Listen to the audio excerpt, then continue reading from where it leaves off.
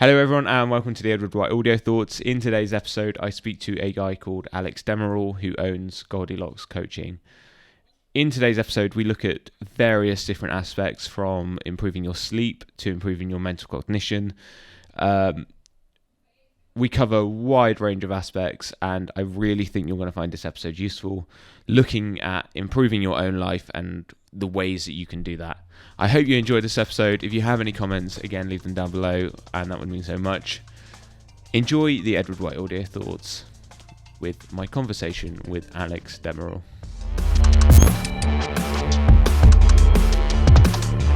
Okay, hello everyone and welcome to the Edward White Audio Thoughts. In today's episode I'm speaking to Alex Demirel, who is the founder of Goldilox.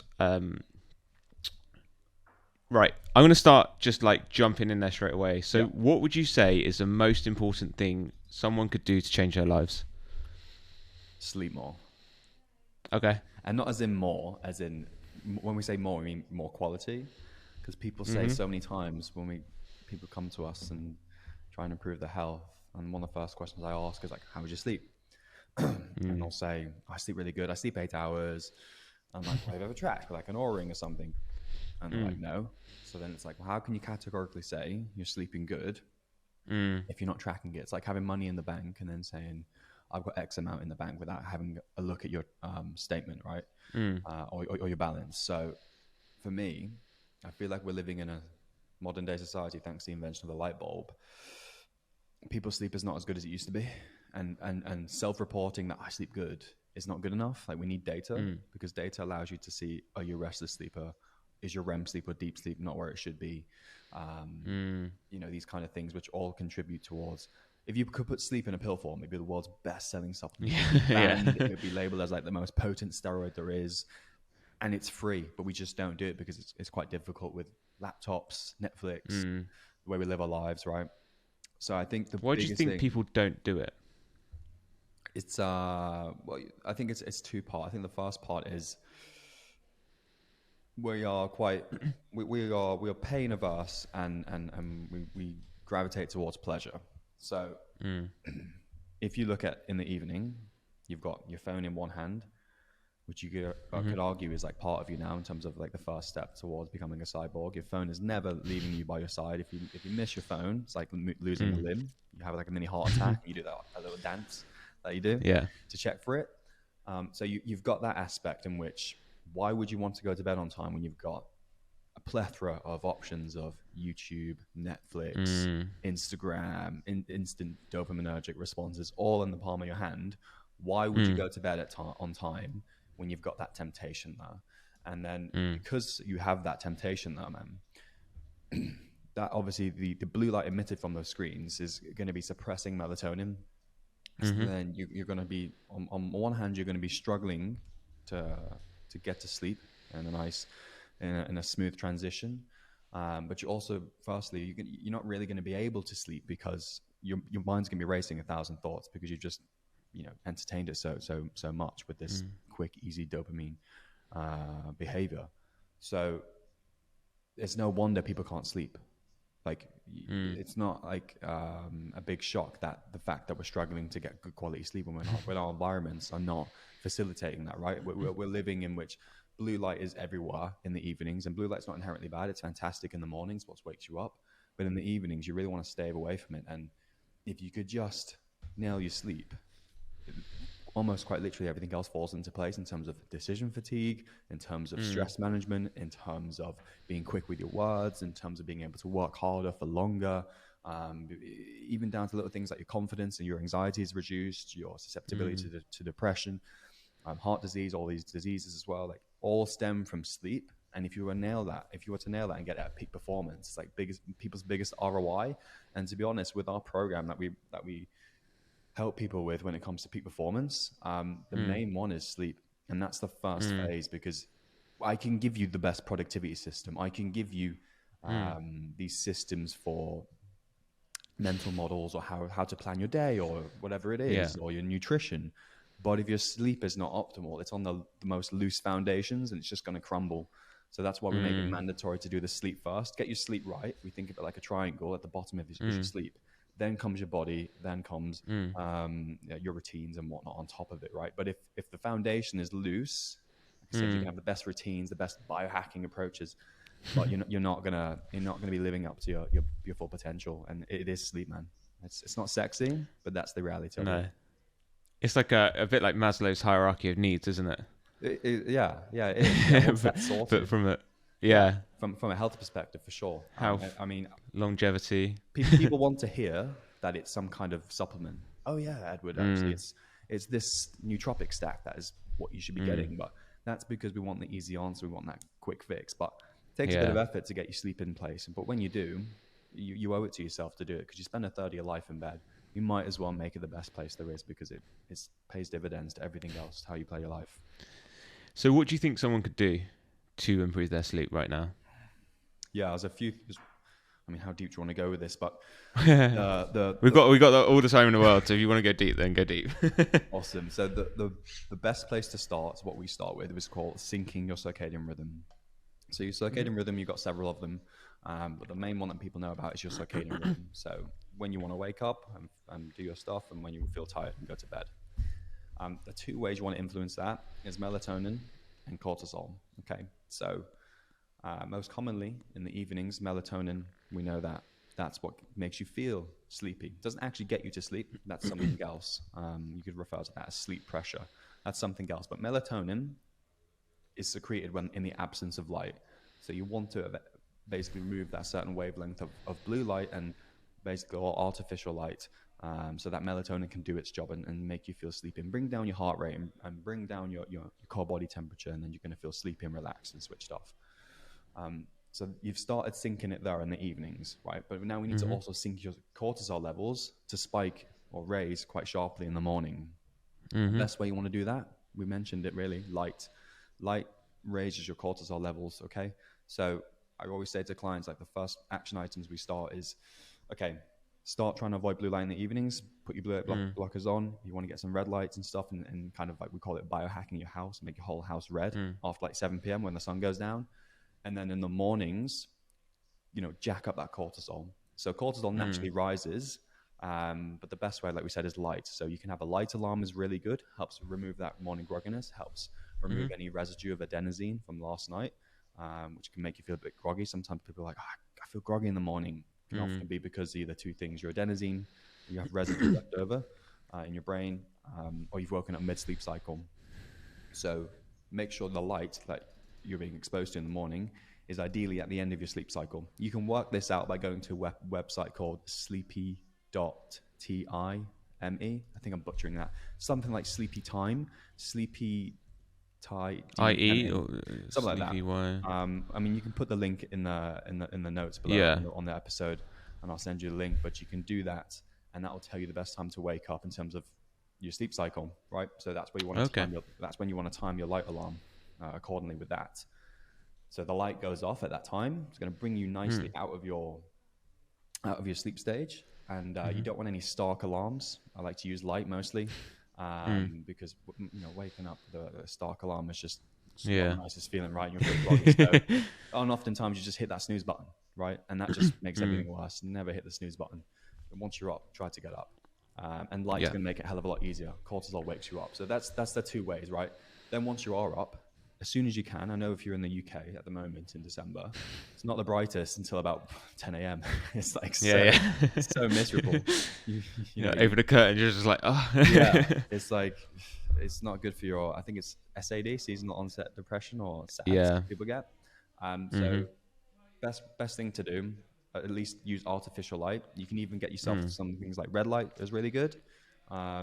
Is a good way to, kind of hack that, that way of, if you haven't got access to natural sunlight, then red light is really good. But as soon as the sun comes up, get yourself outside. Within the first hour of the day, just a quick little thing is get moving, get the blood flowing, get yourself exposed to blue light. Sunlight is the best. Artificial light is not as good, but it can be the next best thing, right? So there's the two ways you can start improving your sleep, and just do that consistently, which will give you then consistent sleep times. And again, it's not a sexy answer, but sleep consistently, even including on the weekends.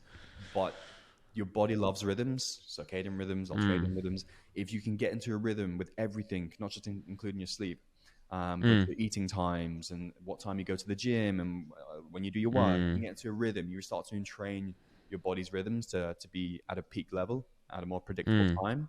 So just getting into a rhythm, I often call to clients, like if you can get into a rhythm within the first 30 days, all these things, it just starts to become like clockwork. And that's what you need to learn is like, okay, how can I get into a rhythm of going to bed at a consistent time, waking up? Don't make it unrealistic. People think, oh, No. you wake up at 5 a.m. at the 5 a.m. club. Yeah. No, you don't. It's not necessarily the case, right?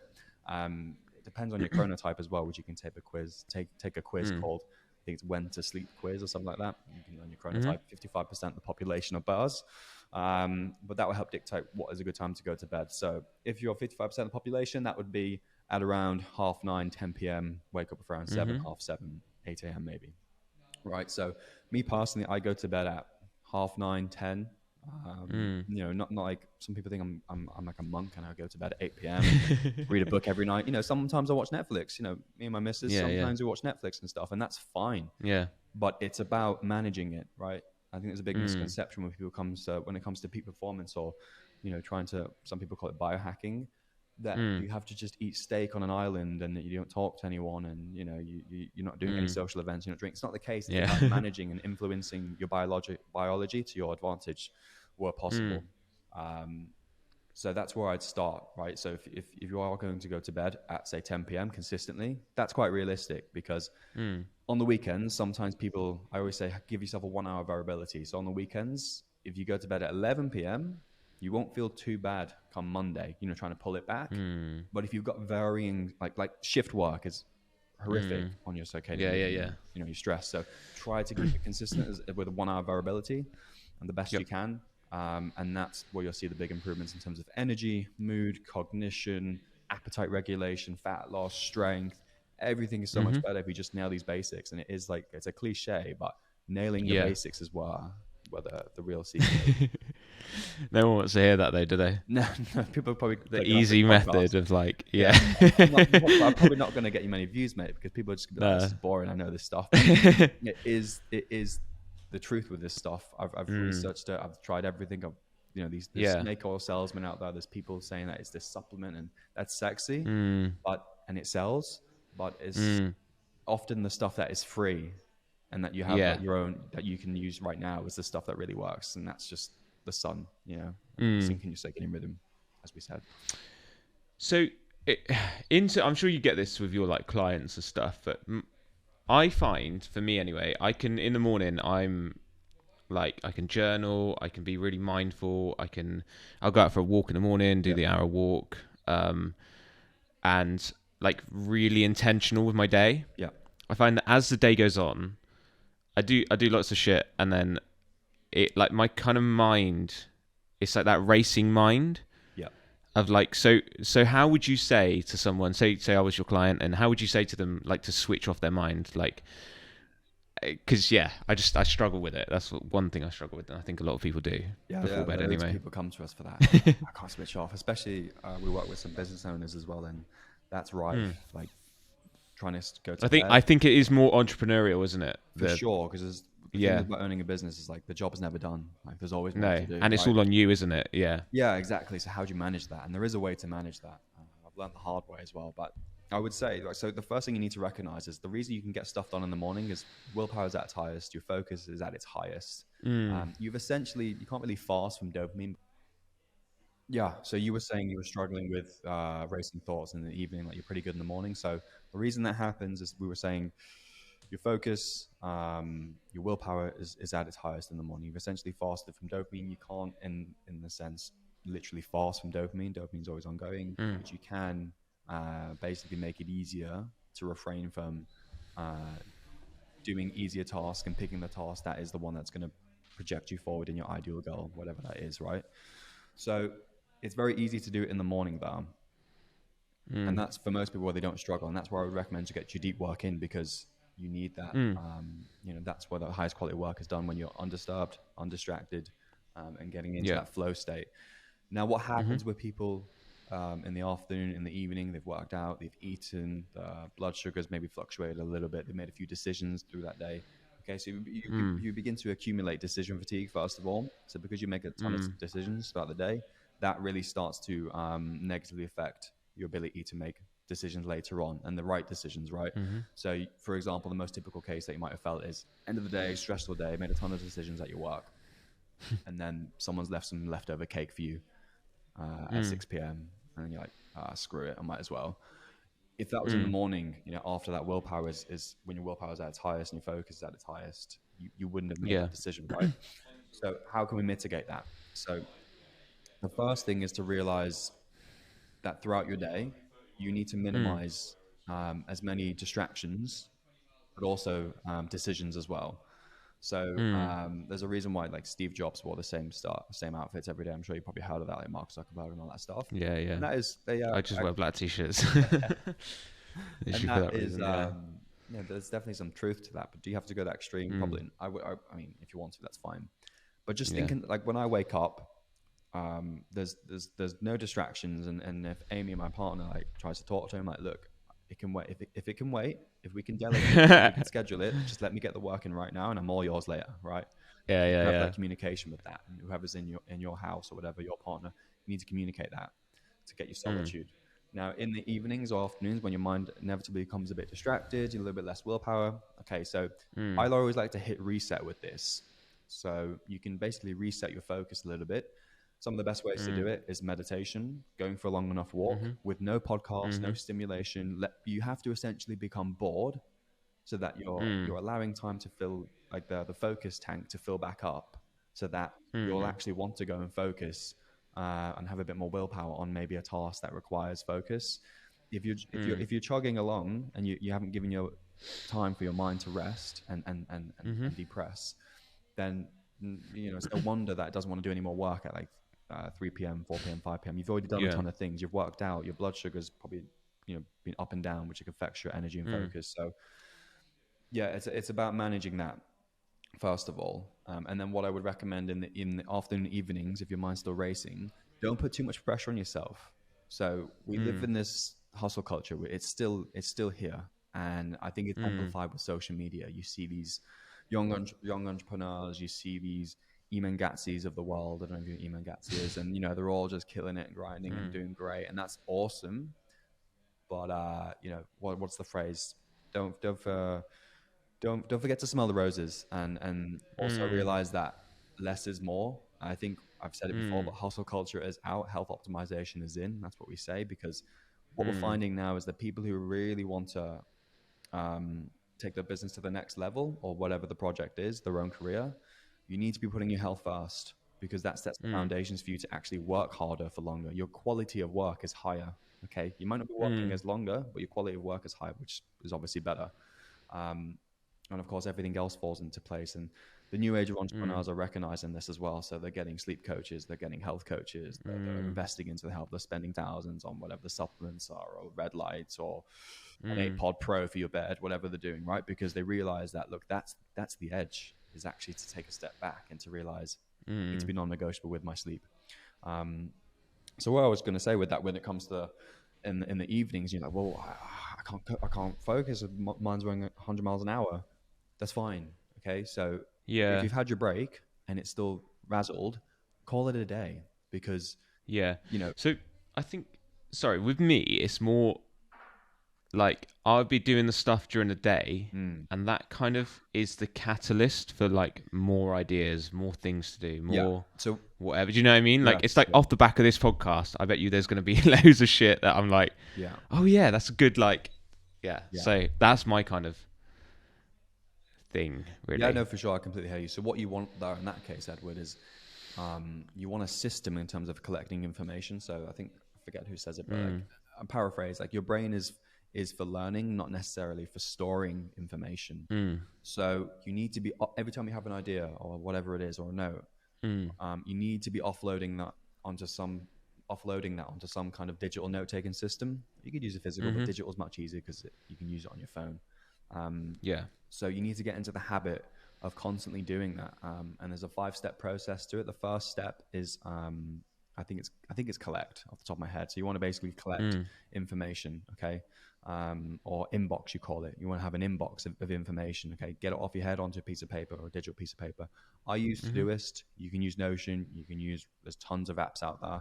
I Yeah. recommend to do Yeah. this because it's the most simplistic in terms of you can use the widget on your phone when if you go to the gym and then in between sets, whilst you're resting, and I have a ton of ideas when I'm in the gym because I'm Yeah. close, Yeah. right? So I'll just whack up my widget and then I'll just type in an idea, and then Mm. I don't organize it. I don't try and like, okay, maybe I'll do that on Wednesday. I just put it Mm. in that inbox and leave it till the end of the Mm. day or the end of the week, right? So what you're Mm. doing there is constantly offloading the information from your head onto a piece of paper for later, essentially creating a Mhm. second brain. You've got to Mm. think of it in terms of tabs. So if you're going throughout your day and you've got tons of tabs open of all these ideas and things you need to do, Mm. how are you able to concentrate on that one tab that actually really matters? You can't.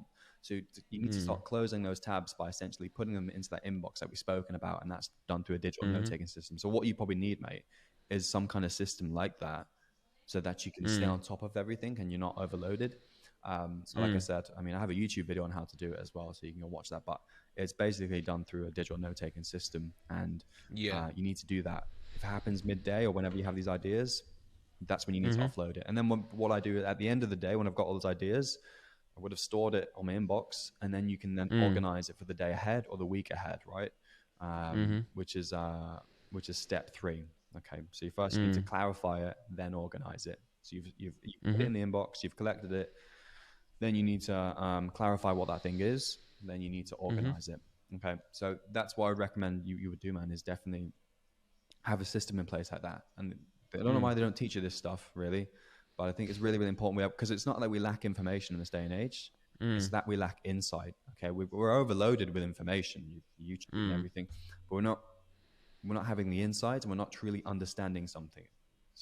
One Mm. thing to know it, it's another thing to understand something, and that only comes Mm. with repeated practice on the subject and not just going from Mm. information to information. So you need to be Mm. having a system there, or a second brain like we refer to, Mm. using a digital note-taking system so that you can store all that stuff and access it whenever you want to and not feel overloaded. Yeah. Make sense? Yeah. So in terms of like the evening, then, so I do the getting things done methodology Awesome. of having an in tray, the stuff goes on there, Yeah. and then I think my problem is I'll see the stuff that I've put in during the day, and my mind just starts racing straight away, going, oh, yeah, you need to do this, you can do this, you can do this, you can do this, and then I don't know how to like put the stop there that goes, no, it can wait until whenever.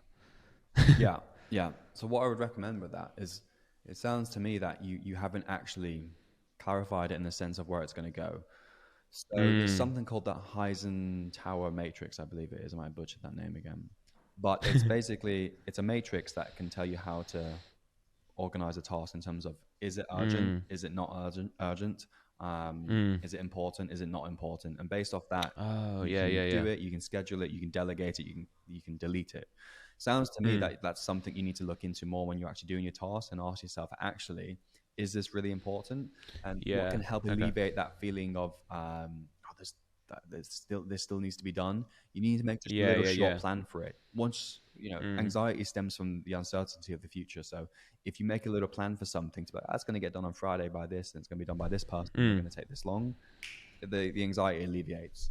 Um, Yeah. it's not just enough to jot these down. I mean, you could just do a brain dump, but you might have to go a Mm. step further in terms of, okay, maybe we need to actually organize this a little bit. And this whole process, I'm Mm. sure probably takes about 10, 15 minutes maximum. And the amount of Mm. anxiety it relieves in terms of being able to get to sleep, stay asleep, most importantly, Mm. and the next day with your stress levels and not feeling short fused because you're not sure how this thing's going to work, Mm. is a big ROI. So that's why I would take it with you. Okay. Yeah. No. Yeah. That actually sounds really useful. So what caused you to change your life and sort of take control of your life? I think, like most people, just dissatisfaction of where you currently are and knowing things could be better, Mm. right? So you look around you, and we compare ourselves to others all the time. When we look at social media, prime example. And I knew I could be better. I knew Mm. growing up from where I grew up, the small town mindset. I didn't want that life. Nothing wrong with Mm. the standard 9 to 5 and what those jobs were around that town, but for me, it didn't suit Because me. you went to work in London, didn't you? I worked in London for about 6 months, and that was also a Yeah. big realization that I really didn't want to be another cog in a gear, so to speak. I mean, I remember being on the underground in Westminster, and it literally feels like you're in the belly of the beast, going down the escalators and the sound and the humming. And I was just like in my suit with my suitcase, and I was just like, is this it, day in and day out, and just to get a few holidays? And yeah, the money was good, but it wasn't what I wanted. And I was sacrificing my health as well, like just pulling my feet along, and just because everyone else was doing it. And I realized I thought there's got to be a better way. And my passion was always in, I wouldn't say it's passion, but my interest was always in health, and always like, how can you do better, right? I mean, self-development is part of that branch as well. But for sure, I think it was just knowing that I could be much better, and also seeing that quick return on investment in terms of the gym when I was younger. So I started the gym when I was like 15, 16. And after 5 super consistent years, like even when we're going on holiday, I would still go to the gym. I just loved it that much. I had like great results, like outstanding results I would had, should I say, when I was 21. And so that for me was like that was a big lesson to be like, look, you get out what you put in. If you are ruthlessly consistent, you can improve as a person, you can mold yourself, you can change your shit genetics, as some people call it. Even so, like you can, if you are consistent enough. So that for me kind of set the catalyst for, well, what can we do with our mind? Like for me, I was always very hyperactive in school. I wasn't very academically inclined really, unless I really enjoyed it. Like if I was interested in something like IT, fucking aced it. But if you were to try and force me to sit down, I just didn't care enough, right? So that kind of led me to learn more about ADHD and how those brains are a bit different to neurotypical brains in terms of how we are motivated to learn something. So it's not that you're dumb or anything. It's just you need to learn a system, how to learn something or to sit down and concentrate. So I was just like, there's answers out there. You just need to learn and sift through all the research and stuff, and what's right and what's wrong, and trial it for yourself. And for me, that was quite liberating, because then I realized that you can't blame your environment. You can't blame your parents. It's like, if you really want to do something about it, go and learn. And if you don't want to learn, get a health coach, because they'll just fast track all the bullshit and be like, yeah, this works. Here you go. Right. And that just lays like the best foundation for everything. Like your social life's better, your career's better, happiness, finances, everything's better when you realize you can improve your health, and you continue to do so. It's kind of like a catalyst, isn't it? In terms of your life. So what would you say is more important, mindset or habits? It depends what you mean by mindset. Depends what you mean by habits. What do you mean? So do you think it's maybe a better question to ask would be, what do you think it's important to start with, building the habits or building the mindset? So say someone wants to improve their life, and maybe it's the sleep, or it's the gym, or it's whatever diet. Would you say it's the mindset of like, I'm going to eat this and I'm going to do this, or is it the habit of when I shop, I'm going to buy just healthy food? Or that's a tough one. I guess it's kind of both, because I always say you vote for the kind of person you want to be every day through your actions, right? Even if you don't necessarily feel like going to the gym. If you go to the gym, what are you saying to your subconscious? I'm a person that goes to the gym. Then your values become in line with that person. So then you get the mindset shift, and then that helps amplify or expedite the process. So I would say it's both really. If I had to pick one, I would say the habit, because you do the habit even if you don't have the mindset to do it. Just tick the fucking box, and eventually your mindset will shift to someone that is in line with that value, whatever that habit is, right? So if you're someone that, look, I really want to start waking up early and getting deep work done. Okay, so why'd you start with that? I wouldn't say it's necessarily the mindset, because you're going to be relying on brute motivation and effort. And that's not going to last, right? And then you're going to beat yourself up and be like, I can't do this. I think the best place to start is, okay, reverse engineer what that ideal person, who it is you want to be. Like, they're getting up early. Like, let's say it's Edward 2.0. Like, he gets up early, gets his shit done. What kind of actions does he do? What kind of habits does he have? Reverse engineer that, and then just start to act it out. So, that's what I would do. I start acting out those habits right now, and eventually through repetition, obviously, you'll begin to ingrain those neural pathways, and it becomes easier and easier. And then eventually the mindset shift happens. Like for me, I don't know if it's the same with you, but for me, it's the gym. It's like, it's the cliche adage of, I don't go because I'm motivated. I go because of just the routine and discipline. I don't even know if you call it discipline. I'd say it's more just routine. And like, that's my mental self-image that I've made up in my head. That's that's who I am. I'm someone that goes to the gym. So you need to start voting through your actions the kind of person you want to be, and also the kind of person you don't want to be. So what I mean by that is don't do things that you don't want to become. Otherwise it goes the other way, right? So if you start, I don't know, if you start drinking every weekend and it's not something you really want to do, well, don't just keep drinking for every weekend because your friends are doing it, because it's going to make it really difficult to break that habit eventually later down the road. I think as well, when you build a habit, for me, it gets sort of ingrained, the feeling that you get after it. So it's like the morning walk, I know, will just make me feel good. I'll feel clear. Yeah. Like, I don't always want to go out when it's peeing down rain and it's like cold and I'm just like, oh. But once I've done it, and I think like I now know that feeling, like it's kind of become ingrained in me. So it's, yeah. No, 100%. Okay, what mindset practices do you follow? I think mindset is very abstract term, and it means, I think it's a different thing for everyone, right? So I kind of stay away from mindset in the fact that I don't think you can really teach a mindset. You can teach behaviors, which will then instill the correct mindset, and maybe you can use analogies and whatnot for people to understand it. But if I had to pick something in terms of mindset in that realm, I think it would be more in the realms of like philosophy of stoicism, of that kind of mindset of focusing on what you can control, what you can't control. That helps with your stress capacity. It helps just clarify things in your life as well, makes you a much more calmer person. So I think that helps recruit the right mindset that you should have with whatever it is you want to do in life. A stoic mindset is something that is applicable for any endeavor, right? It's always useful. So be the person that you can be dependent on maybe at a funeral or like in chaos. You don't want to be the guy who's maybe you're going to war or something and he's like, oh, we haven't got any grenades, we're out of ammo. It's like, we do not need that right now, dude. Like, we need someone that's going to give us hope and someone that's calm. Yeah. And that requires, I think, stoicism. Like, okay, look at the objective situation without any emotion and look at it logically and what are our options. You can use that in every aspect of your life. So I think that's the mindset to take with stuff, because also with stoicism, people play, they're such a fucking victim nowadays, man, with things. Like, I get a lot of hate for this, but like, even things. I'm totally in the same boat as you, so yeah. Eh?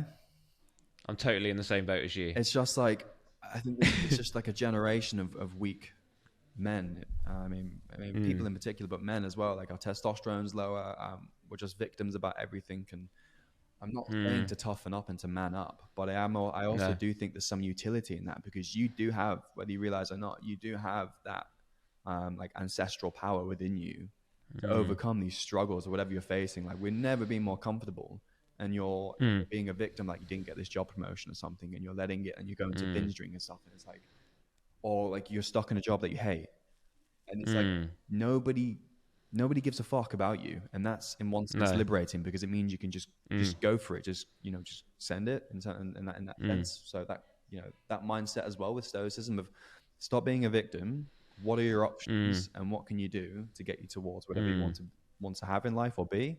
I think that's really important as well with stoicism. It teaches you as well to stop being a fucking victim, man, because it's almost celebrated as well. Like, this, I don't know, this woke culture that we have now, it's rife. It's like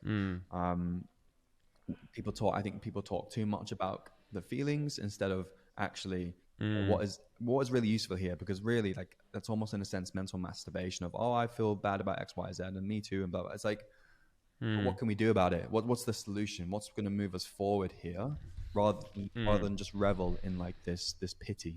I'm not saying you can't be depressed. I'm not saying you can't be anxious. What I am saying is be proactive. And even if you don't get it right the first time, you owe it to yourself to keep trying, and you only lose if you quit. I think I've said that before, and I think it's just so important to do nowadays, man, because people are just not, they just don't have that kind of grit. They haven't recruited that grit, and I think that's also recruited when through tough times as well. People steer away from discomfort. They don't want to, like we said at the start with the sleep, like people don't want to really go to bed on time. People don't really want to train consistently or whatever it is to change the habits, right? But that's where you need to go the most. A man without his friction creates what is it, a stoic adage, friction creates a diamond. It's similar with a man with his trials, right?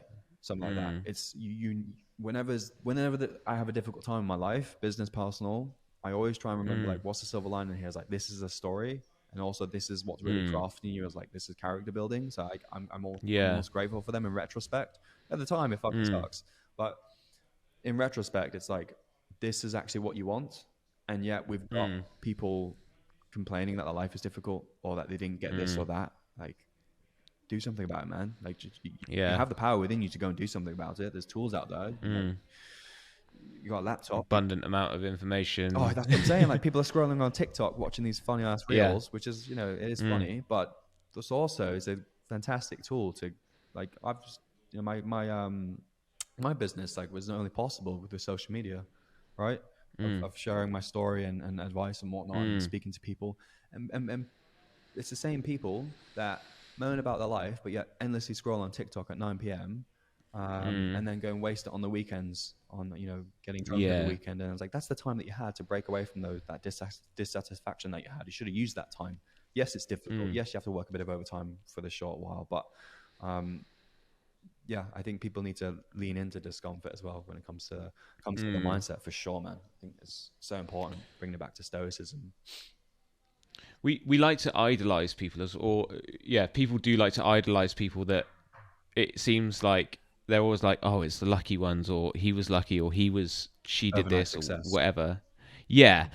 Whereas if you really look at it, no one's ever done that, and they've had the mindset of one person that weirdly comes to mind is Idris Elba, in a sense that he does everything. Like, he raps, he acts, he does whatever, and then and it's like, well, you can do that too. Like, just because you say I don't know, I'm a creative entrepreneur, it doesn't mean that I can't do whatever else I want. Okay, I like your mindset on that, and I think especially nowadays with the kind of the news that people is about with the cost of living crisis and stuff. How do you think people can kind of change that and have a more optimistic view from that perspective? Really easy. What you do, you walk up to your TV and you turn it off. The news, the only reason that sells so much is because it's negative. We focus on the negative more because evolutionary, that would ensure our survival. Better to focus on the lion than to focus on the pretty flowers, right? Because the lion's going to fucking eat you. Same with the news, and it's like cost of living for sure. Like, you know, I went into M&S the other day. I was like, it's gone up a whole fucking pound, that roast chicken. But then I was also like, look, I'm not going to die. Okay, just have to spend a bit extra on outgoings now. Obviously, it's a different situation if you're a mother of 3 and, you know, you're only just surviving. It depends where you are in the world as well. But I also have to remember that human beings have gone through much tougher times, and you will get through it. And just because things are difficult doesn't mean that you're going to die. It just means you have to adapt. And that adaptation might be a little bit of a discomfort. Again, there's that word. But remember that discomfort is character building. It makes you more grateful, man. Like, what I have now in my life, I'm so grateful for where I am. And even though, like, we're just still in the process, and Amy's like, you need to also, because sometimes I'm a bit hard on myself. You need to also remember, like, your past self would have absolutely loved to be where you are. And yet you're here being like, oh, we need to do this and we need to do this endeavor. It's like, slow down a minute and enjoy it. And I realized that for me, my gratitude has really come from where I started. Like, I grew up on a council estate and stuff, and people like people like poking fun at like what I wanted to do when I was when I was on Instagram and stuff and making videos, and it's like, it's only through like having the shit stuff initially I'm so grateful for like just being able to go out and, like, you know, get that morning sun because I've set up my life so that I can go and get it. Whereas, you know, people take stuff like that for granted. When it comes to the cost of living, it's like, just see it as like a silver lining, like, 'cause things will inevitably get better. You know, the economy is in cycles always. It's always cycles, right? You know, so it's going to inevitably get better. And when it does, because you've had a shit time, it's going to feel fantastic on the way up, right? So I wouldn't dwell, like, it serves nobody to complain about this stuff. I think it is in stoicism, like, don't ever find yourself complaining, or Marcus Aurelius used to say that, like, and I myself as well, I like a good bitch and a moan about stuff if I'm frustrated, but try not to do it publicly. or just write or journal or just speak to a friend about it. But yeah, I think just turn off the TV, man. That's the biggest one. I don't really. I follow the mainstream news a little bit just to see the nuggets. But then what I also like to do is look at both sides of the argument and stuff, and to try and, because there's two sides to a story, and the answer is mostly in the middle. So I try to find. I try to see several sources and create my own answer through that. So what if maybe someone doesn't watch the news, but there's people around them in their life that are quite negative and stuff? Yeah, no, I often call these people energy vampires. So you should be around them, you'd be in a good mood. Suck it, yeah. And then they just, like was it a Dementor in Harry Potter? Yeah. It's like every time you have a conversation with those people, like, oh fucking hell, everything seems a bit desaturated. Yeah. So we actually, one of the things is we mentioned on our programs is when we're talking about your things being toxic to your body, but also to your mind, we're talking about the literal environment you're in. So we talk about our quality, like that is a big one that people don't mention, like water quality, but also your relationships, your friendships as well. So well and good me telling you to do X, Y, Z action or behavior, but if you come home at the end of the day and you've got a nagging wife or a nagging husband, and or you're in a I don't know, like you have toxic friends who like just want to binge drink or like kind of give you shit for like staying in and not wanting to drink, or you're not going to want to do these behaviors. So you need to really audit also your friendship circle and your relationship circle, even including your family, and be ruthlessly cutthroat with it, I believe. I've made difficult decisions in the past. I remember, for example, I had a really, really good friend, but I wanted to go and get a different job because this current job, I hated it. But for me to go and do this new job, I had to like leave that friendship behind inevitably. And that wasn't very nice. But I was like, it has to be done, because also, like, I mean, maybe he's listening to this, and if he is, well, what I'll say is, I always found he was mate. it was quite a bit negative. He was quite a bit negative about his situation. Oh, was he? And he was like, "Oh, you were the lucky one. You got out." And I was like, "Mate, I got out because I tried for it, right? And I just didn't want that kind of, I call it victimhood, really, but I didn't want that mentality. I didn't want that energy to be around me because it's infectious, right? Your friends will set your beliefs of what you think is possible, and that's also why I got out of where I was living as well and moved in with a new set of friends who had, they some people would call us like ridiculous or naive, but we were actually making it work as well with what we were doing. And so that for me was a big realization that your horizon is limited by your friends, your friendship, and your relationship. So I mean, dude, even if it comes to a relationship as well, like I was very late with a relationship. I would think 26, 27, 28 now. And I was just so picky because I know that I see so many people in like relationships, they're not even happy. Like they'll bitch about them and kind of like dread going home, or like they're arguing all the time, or they can't see their friends because the partner doesn't want them to. And it's just like, are you in a relationship because you want to be in that relationship, or you're in there because of comfort and it's just familiarity, and we might as well just stay in this because you know what you'll do? And I think they just settle, don't they? Yeah, and it's like, but they're really going to dictate your values, your political values, internal values. Like, do you enjoy eating healthy? Like sometimes, like I find certain clients, like the partner can get a bit jealous of them improving their health because they feel threatened that they might leave them on a subconscious level. So that's toxic as well. And it's like, you have to really audit these things and make sure you're in a good friendships, relationships, because it really dictates your beliefs, your mindset, your habits, behaviors.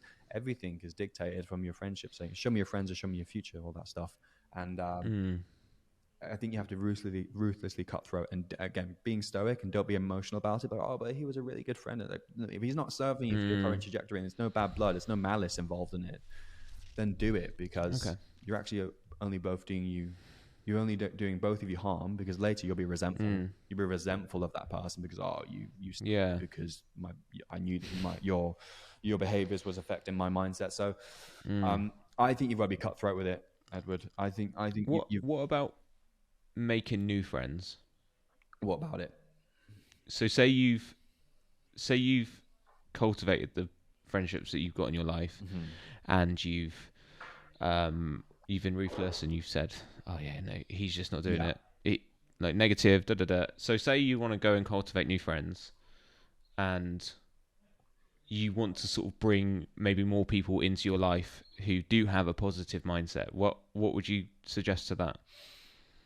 Yeah, good question. So go and hang out um, where you think those friends will be.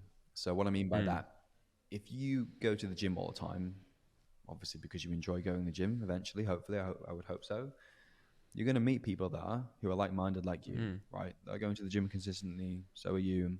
Then you just have to put yourself out there. Be the first person to Mm. make the conversation, because everybody's thinking, oh, I'll wait for them to start the conversation. You just be that guy. You might as well go for it. Like, what's the worst thing that happens, right? So it Mm. comes in part of, you do have to put yourself out there a little bit, but also put yourself out there in the right places, right? I've always said to people, for example, when you come to relationships, and I'm sure there are outliers, or quite a few. I personally don't think you will directly meet your future wife, say on Tinder, for example, just Mm. because the way that Mm. platform is now, and the way we've kind of entrained people's brains to think of in terms of exchange and very superficial Mm. levels, right? It doesn't support the right kind of, I think, long term relationship. So it's like, why are you looking Mhm. on that for?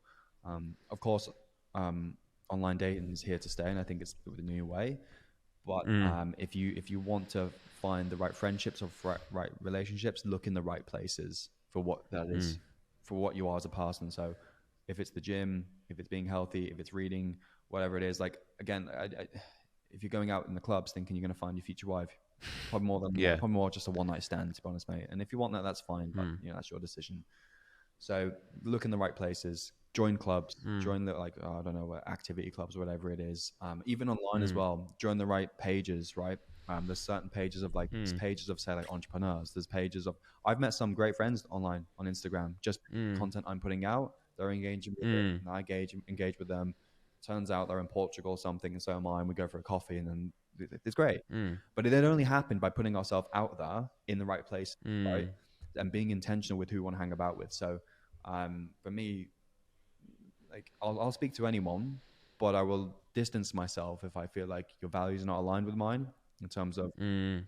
you don't necessarily value your health. You think it's funny that I don't know that you prioritize your sleep or you maybe Mm. take the piss out of it. That's I'll have a laugh about it. I'm more about self depreciating, but we're not going to be friends really because it's not conducive to the life that I want to live, and I want friends that are not to create an echo chamber as well of people who only align with your values, but Mm. you definitely do want friends, I think, that bring you up and encourage the right behaviors in you that you want to have. So Mm. that again, that comes with or being strongly audited in terms of who you allow into your life on Mm. online and offline as well. So looking in those right places. So I only follow about I think I don't know, I think 80 people or 100 people, and Mm. that's slowly going up. But I'm very very careful with who I follow as well because that will also Mm. dictate how I feel. Okay, so yeah, that's a big important one is the online space. I see people like following hundreds of people or thousands of people, and it's like your brain must be mashed by all these opinions and stuff. You mustn't know what to think because you have all these conflicting opinions. Mm. It's like, yeah, got to order that stuff online as well of who you're seeing, and Mm. because yeah, you can definitely you can start friendships online, but it's only by making those actions. So make sure that I think less is more approach. You get to know Mm. somebody more, and that's definitely a good thing out of social media. Social media gets a lot of hate, but I think it's how we govern it, right? And people don't know how Yeah. to govern it, and if you know how to govern it and you can use it to your advantage or to get great friendships, then Mm. even better, more power to you. Nice. What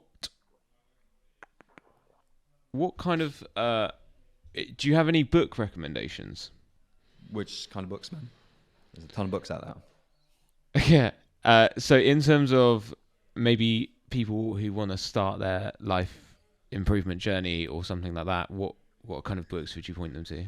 I would I would start with like the main tenants. So nutrition, Mm. sleep book, maybe a mindset book, or like how your mind works. Or Mm. so let's start with nutrition. The one that really made me see nutrition differently, rather than just macronutrients, so fats, carbs, protein, and if it's your macros, bro, was a book called The Ultra Mind Solution by Mark Hyman.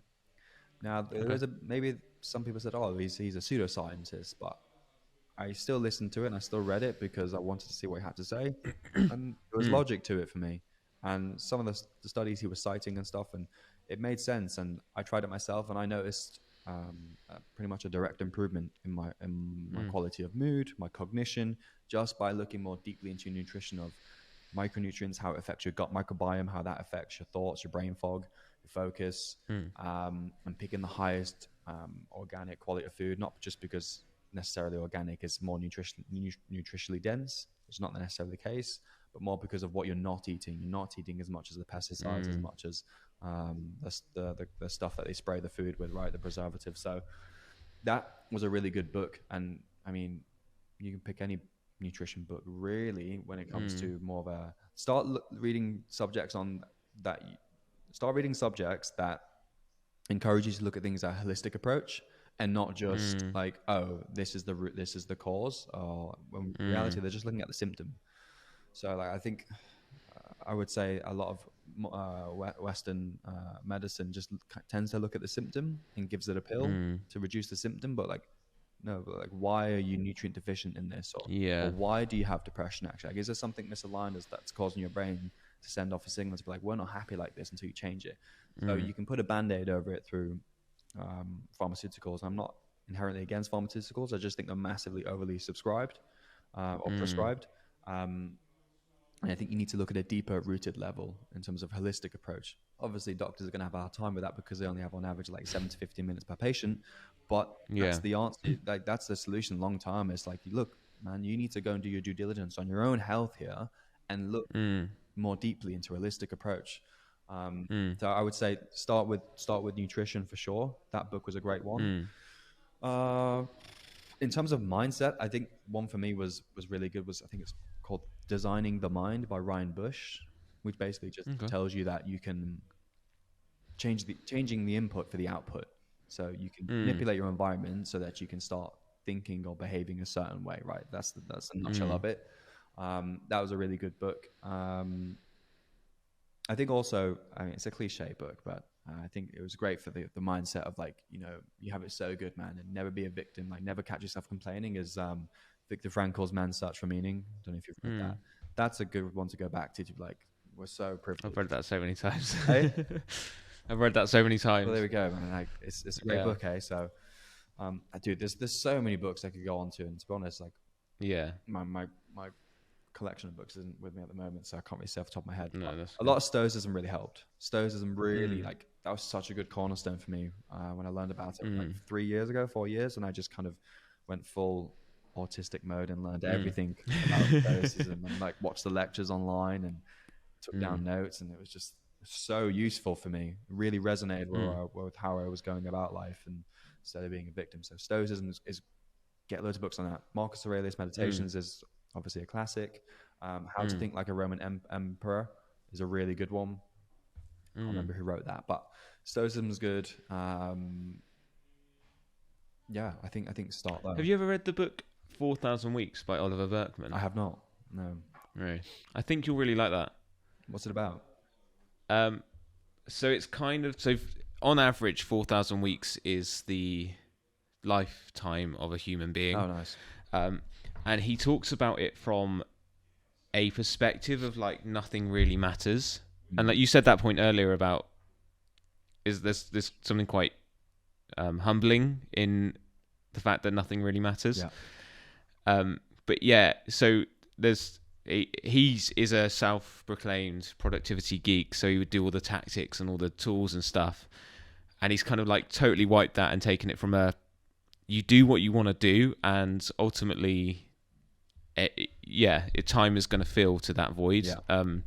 One thing he does mention is the cosmic insignificance theory, and that's how if you can like basically get back to Henry VIII by about 8 generations. So it's not that long ago, if you know what I mean. Yeah. Like everyone thinks, oh, that was so long ago, but then if you like think about it, it's really not. And Tim Ferriss put it on his podcast, so you might have heard it through there. That sort of thing. But it's a really good audiobook to listen to as well. So I'll add it. Highly recommend that one for sure. So yeah, talk to me a little bit about Goldilox and what that does. Goldilox is basically, it started out as just Alex Demirel coaching about 2 years ago. And until like the past year, we've really niched down into, I think, is a real growing problem amongst high performers, people who want to, live at the best at peak performance, or business owners, entrepreneurs, whatever you want to call them. We call them high performers at the moment. There's a real problem with managing your health whilst also trying to pursue your goals, whether that's career. Like, people often have to trade the health for the wealth, and then you have to spend that wealth on your health later. So you want to break that cycle, right? So that's how it started with why we call it the Goldilox method, was because we were finding with my clients, my approach, I don't believe in extremes. I don't believe in cutting out entire food groups. I don't believe in living as a carnivore solely, or ketogenic diets, unless you have an autoimmune disease. It's not realistic. It's not maintainable. You're not going to have a social life. I've done every single diet there is. I've done them all. I've done 3-day fast. I've done everything. And what I learned through all of it is that it's the moderation in everything, and they're all tools to be used. So and I think this is why people like human beings love simplicity, and like they understand things simply. Binary, like, oh, this is the best diet, and this is the way to dress, and this is the way to behave. But with nutrition, because everybody has different backgrounds and genetics, like of course there are parameters and guidelines, right? Don't go and eat McDonald's every day. That's obviously not going to be good. But I don't think there's one answer that fits all. Certain people will react differently to certain foods, and your gut health, we now know, plays a huge role in how you feel and look and perform.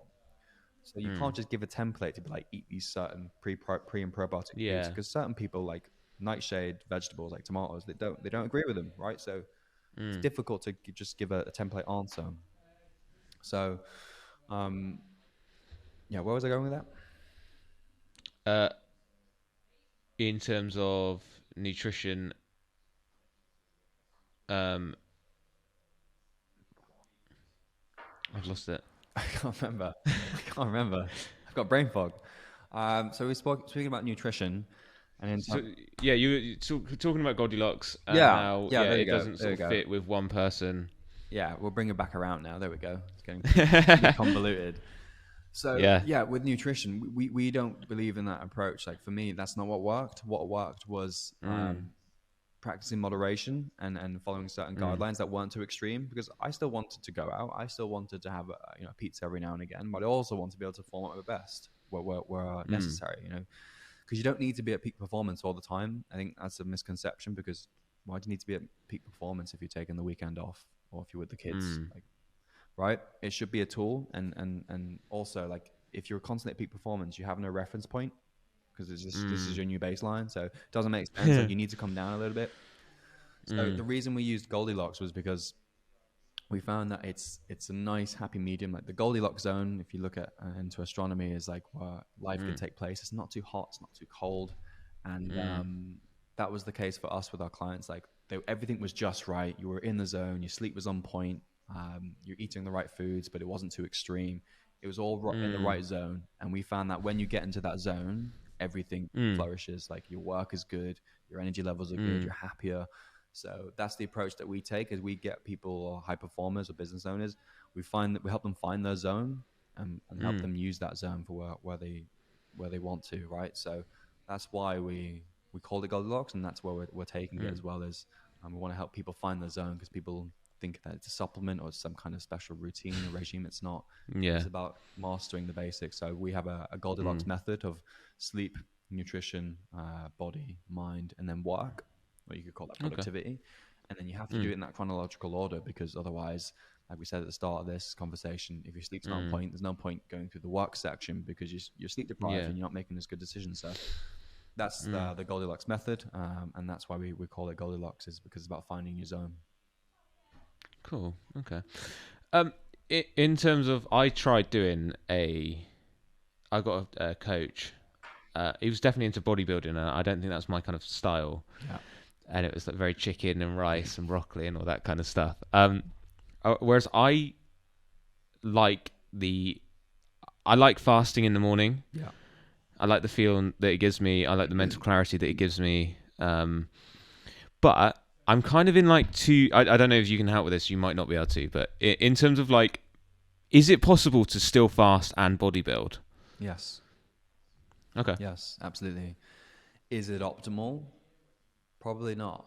Does it have to be No. optimal? Are you going to be the next Ronnie Coleman on the Olympia stage? No. No, right? So I think this is where people are like, they throw out the baby with the bathwater, and they're like, Yeah. no, if it has I utility can't do for this, so you, then yeah. right? You don't need to get that extra 1% gain. Like, so I think absolutely you can still fast, but you got to ask yourself, like, why are you fasting? Some people like yourself like it for the focus because it releases epinephrine, adrenaline, cortisol, which is great, helps you focus and zone in.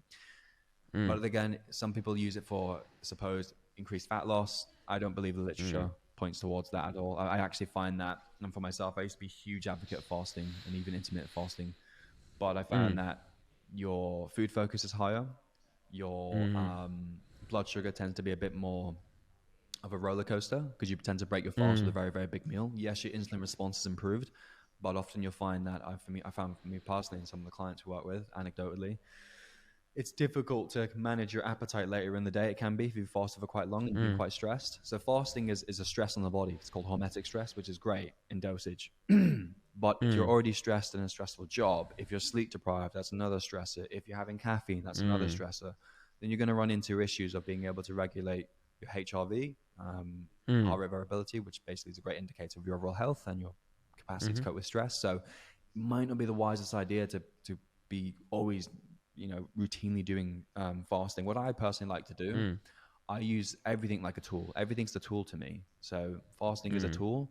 So some days I'll fast, some days I won't, and I will literally just do it when I feel like it. So if I'm starving when I wake up, I'm not going to push my body through that stress because I'll just be food focused. I actually can't think as clear because I'm like, oh, I can't wait for that breakfast. Whereas it's like there's some days where, for whatever reason, maybe I had a bit more food than yesterday. Maybe I'm not stressed. Maybe whatever it is, I'm just not hungry in the morning. And I'm going to listen to my body. I think people have lost, they're not very in touch with the body and they don't listen to it. And it's like, you don't need always, say, for example, you don't necessarily need a physio to know that you have an injured shoulder. Yes, a physio can help you rehab it, but listen to your body. Like, pain is there to protect you. So, if you're doing something that's uncomfortable, like, stop doing it. Same with, I would say in this instance, with fasting, like if it's really uncomfortable for you and it's starting to stress you out, but you're like, oh, but the fasting zealot said that it's got all these amazing benefits of autophagy and reverse aging. And it's like, but is it worth it? And actually, if you look at the data, I'm not too convinced on that because you have to fast anyway. If you're sleeping 8 hours, you have to fast. So you're going to get those benefits eventually. So I'm not too convinced. I think it's more of a tool to be used. If you're using it for these other supposed benefits, I think be wary and don't beat yourself up. Because I remember when I used to fast and I couldn't make it till midday, and I used to beat myself up a little bit and then maybe like binge eat a little bit or like just feel a bit shitty because like, oh, I don't have the willpower, which is obviously counterintuitive to the whole point of doing the fasting, which is the health benefits, the focus. So tool to be used, I would suggest with your fasting, man. And yeah, you don't have to do it. Like if you want to, don't see that as like an excuse not to go to the gym. Like, oh, well, I'm not going to be optimal. It's like it's probably like so marginal. So in terms of like gaining muscle mass and stuff like that, is it still possible to do intermittent fasting where you don't eat until say, I don't know, 11 or 12? Absolutely. So gaining muscle is not necessarily a case of consistently providing amino acids every so hour with food. It's a case of a caloric surplus with adequate protein, right? So some people do the OMAD diet, and I've done that, the 1 meal a day diet. So you just have one meal and you can build muscle, right? Again, but you might run into gastrointestinal stress issues or just not being able to get enough calories in, right? So the biggest dictator that's going to decide whether you build muscle is more so your calories and your protein intake and obviously sufficient stimuli with your training, right? I'm also a firm believer actually now that it's probably not as important as we thought it was in terms of calorie surplus to gain muscle. I think it depends. Like if you're very novel to training, right? You're going to build muscle even at a deficit. If you train something, if you train your neck, for example, which not many people do, but I think more people should do actually with sedentary jobs. And myself, I've started training my neck now because I'm like, I've worked quite long hours behind the desk doing consultations and stuff. I need to strengthen up my neck so it doesn't get too tight. And, a strong neck, a healthy neck. Same with any muscle. A strong back is a healthy back. Yeah. So I think it's really, really important to be training that. And what I was saying with that is, I'm at a calorie deficit at the moment, for example, and my neck's Yeah. increasing in size. But now, based off apparently the literature, you can't build muscle because it says, it needs to be a net, Just eating it. right? So it's like Yeah. it depends. It's case by case almost, and it's not binary. It's a gray area. So I think it depends on the person. If you're novel to training, or it's not black and white. It's not like if you're in a calorie deficit or if you're fasting, you cannot categorically gain muscle. It really depends. And as long as your protein's on point, calories are on point, and they're not, you're at a surplus or at least around maintenance, and you're adequately training, I think training is really like the biggest contributing factor as to whether you're going to gain that muscle or not. Because if you're not training adequately enough in terms of intensity and volume, the body has no reason to adapt. It doesn't see anything as a potential reason to adapt in terms of the stimuli. So I wouldn't get caught up on that, man. I think that's minutia again. I think hit your protein, hit calories, hit your training sessions completely consistently for like 6 to 8 months. You'll gain muscle. I mean, it doesn't. Yeah, I don't think fasting is going to be a detriment. No.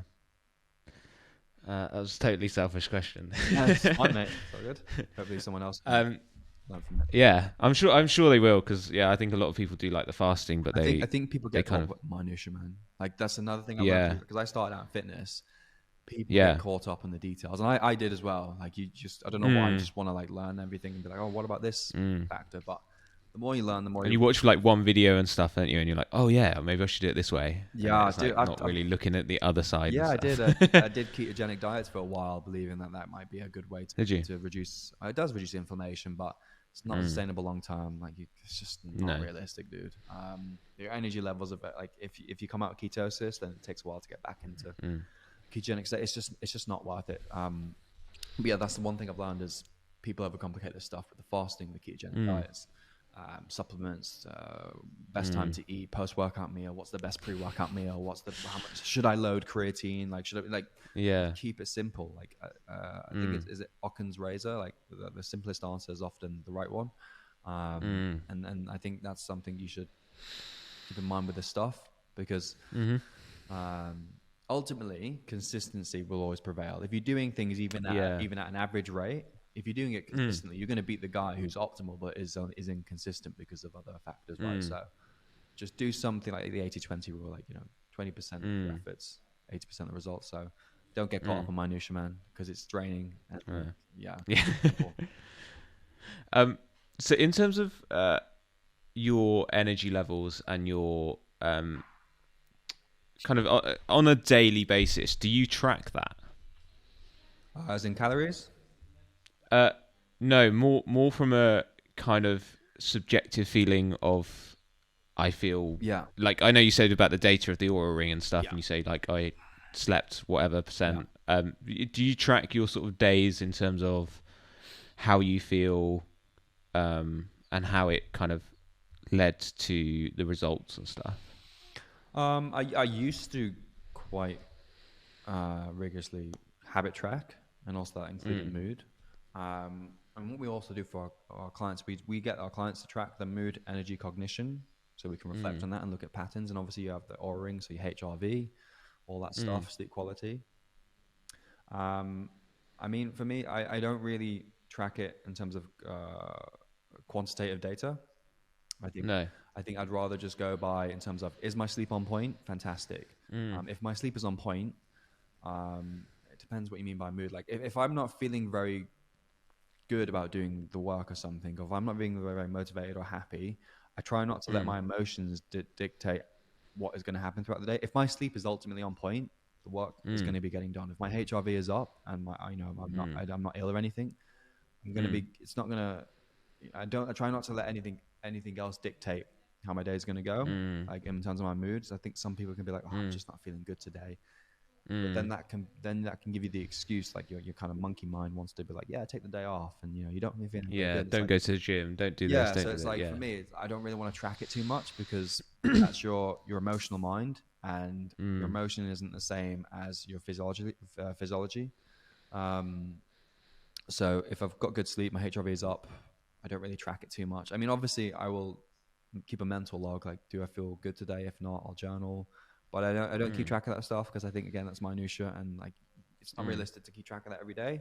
Whereas Aura Ring is like it's always tracking for me. I just have to whack up the app. Like, oh yeah, 91 sleep score. Boom, let's smash it. Or that would give me an insight as to maybe why I'm not feeling good. But I'll never keep track of my mood really, that per se, because mood can fluctuate depending on whatever so many variables, right? So I'd rather rely on hard metrics like sleep to be like, is today going to be a good day, or like, how should I take today? So what if you have a bad night's sleep and you've checked it in the morning? How do you kind of flip the switch? Yeah, so that's inevitable, right? That's going to happen. Often it happens when, say, we have clients who are traveling and jet lag, like that's the most common one.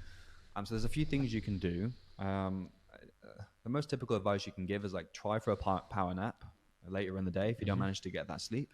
That can really help offset the adverse effects. Now, in and of itself with a power nap is quite difficult because I don't know if you've ever taken a power nap and then you've overslept for like 5 hours and it's 9 p.m. and now like, how am I going to get to sleep? So the way you want to remove that potential is by setting a timer for about 30 minutes. So you want to sleep around either 20 minutes or 90 minutes to complete a sleep cycle. If you wake up mid-sleep cycle, you'll feel groggy and often worse. Obviously, you don't want to sleep too much so that you are basically not able to get to sleep later on. So that's the way you want to run a power nap, is 20 to 90 minutes in those intervals. The other factors to include in terms of if you're sleep deprived, I mean, the first solution is obviously try not to be sleep deprived as much as you can, man. Like, don't use this, because sometimes people can think, oh, I'll just power nap because Alex said I can power nap, I can make up that, and then they'll just run with that every time. And it's like, you really want to make it non-negotiable, but sometimes there's variables out you control, like jet lag, traveling. So the other way is to when you do wake up, stick to your following routine of cortisol. So light in the morning again is going to help keep you alert. And then other than that, like once the damage is there, it's kind of there, right? So it's not about I can reduce it, which is why I'm so like vehemently for sleep, is because some people think like the sleep debt. Might have heard of sleep debt, so you can catch up on the weekends, but it's like once the toxic protein in your brain builds up, the beta amyloids, like once that's done its thing, it's not really reversible, and we know that's been associated with Alzheimer's later in life. So it's just not worth like trying to think, oh, maybe I can, if I've had a bad night's sleep, the best thing you can do is go for a bit of a power nap, man, to be honest. And then obviously stick to your usual, get your sunlight, avoid melatonin in the evenings to get a great night's sleep the next night. That's what I'd recommend. Do you find that if you do sleep badly that it affects your work following? Me personally, yes. If I've had a bad night's sleep, I really like I notice it straight away as soon as I've woken up, like my eyes stinging like a lot more than usual. I really struggle to get out of bed. I'm not as energetic. I'm very like, it takes a while for me to wake up, and there's a theory that's just sleep inertia, but there's days where I've had like a great sleep scores. And I want to be clear here as well, like these sleep scores as well, like people say, oh, it's not accurate, Oura Ring, and nothing's accurate. It's a damn sight better than having nothing, right? It gives you some rough estimation. So that I would say when I've had those high sleep scores, there's a clear distinction between that and then getting like maybe a 60 or 70 because of unforeseen circumstances, or I stayed up like 2 hours later because it was on one occasion. And if that was the case, that's fine. Like, don't beat yourself up. Sometimes like Christmas just happened and I was like, look, I'm not even going to sweat about having wine in the evening and affecting my 91 sleep score. And now I can't post it on Instagram. And it's like, it's just like, that is life sometimes. Life happens. And like I said, with the Goldilox, we're not about being locked in every fucking day like some people do. And it's just a bit like, it's not a life, dude. And I think one thing I found as well, a bit of a segue here, but especially being in a relationship, is you can't be as extreme with these approaches. You've got another person to think about. So I mean that's what I would suggest with the sleep, is just not to skimp on it in the first place. No. Okay. Do you think there's anything that we've missed in terms of improvement in people's lives, or anything that people can do? Oh, dude, there's a ton. Like, there's so much. That's why I do that. Maybe we'll have to do Yeah. Maybe we'll have to do another episode Yeah. after. I think that, okay, I'll try and concise it for you. I think, which is the Goldilocks method. I think the sleep first and foremost. Best in your sleep, man. Like, get an Oura ring, get an Apple Watch, get a Whoop band, whatever it is, and really start to try and improve your sleep score. That will lay the foundations for everything else. If you've been wanting to get that job promotion, if you've been wanting to make, I don't know, that commitment to start doing that side project, sleep is going to give you the fuel, creativity, and motivation to do so. And people, I if you, so many people say to me, "Oh, I sleep good though." Like I said at the start of this conversation, they self-report, but not until you've got a ring or some kind of decently accurate tracker, not just an app, like a sleep cycle app, which measures your breathing. It's not accurate enough. You need that on the skin sensor. Not until you've done something like that can you tell me that you're sleeping good, and then we can actually move on to the next point. The next point is definitely your nutrition. So look at nutrition in terms of gut health. Stop just looking at it as protein, carbs, and fats, and like this is sufficient. I have a few vegetables. Keep a food log of how is this food making me feel? Do I feel gassy after eating certain dairy products? Okay, maybe we need to look at the quality of dairy that we're eating. Maybe we need to go and take a gut health test. Maybe we need to go and take a gluten intolerance test or lactose intolerance, whatever the case, right? You need to do that research and make that investment to your health, because it will lay, you don't want to be causing leaky gut or another type of IBS, right?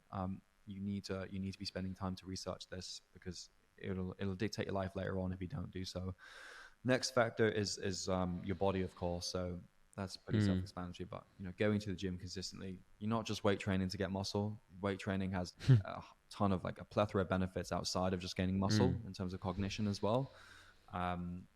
So other types of training could be hormetic stress training, so sauna, cold plunges. That's really good for focus. That's we know dopamine's jacked up like 2.5%, 2.5 times several hours after having a cold plunge. Like doing stuff like that for your body. Then you move on to the mind. So now let's get your mind in check. Like let's eradicate phone addiction by installing certain apps. Let's set up parameters that you can actually think clearly. Let's remove that brain fog with hopefully we've done through solid sleep and nutrition. And let's give you a system so that your mind can operate with using a to-do list or Notion, right? Then once you've moved on to that, then you can look at your productivity or your work. Don't get caught up in minutia. Don't look at what's the best apps and stuff. Just find a productivity system that allows you to get from A to B in the shortest amount of time, right? So for me, like I said, I have a YouTube video on that, but you use the GTD method. I use that. I think it's the most simple, and I like the simple things the best. So that's going to be like the cherry on top. But it's only the cherry on top once sleep is solid, right? And all those things we've spoken about. So that's where I would start, is that the 5-phase system or the Goldilox that we use. That's the best thing you can do to start improving your life. And it all starts with sleep. But health optimization is just I think it's the new cool thing on the street. Like it's what the cool kids are doing. It used to be quite geeky and dorky to wear red light glasses and to be prioritizing your sleep. And it's I'll rest when I'm dead, and hustle culture. And we're really still in Gary still see it now. And even some big pages on Instagram are still kind of shouting about how he corrected himself, but he was obsession, sleep is the enemy of obsession. And I think I knew what he meant, but a lot of people took that. You don't need, it's already badly encouraged, not to be skipping on sleep. And you just don't need that. It's I think I corrected in the comments, and I was sleep is obsession's greatest ally. It helps you be obsessed, right? So you need to put that spin on it. Yeah. So that's where I would start, man. Cool. I think we're going to end it here, if that's okay. I want to say thank you so much for being on. Yeah. It's fine. If people want to find out more, where can they go? The main place is, I guess, what we do is Goldilox.zone. But what I'm most active on is Instagram and currently YouTube. So Alex Demirel on both platforms, and find me there. Yeah, and it'll be linked below if you want to go and check it out. Thank you so much for being on. Pleasure, man. It's been an awesome chat.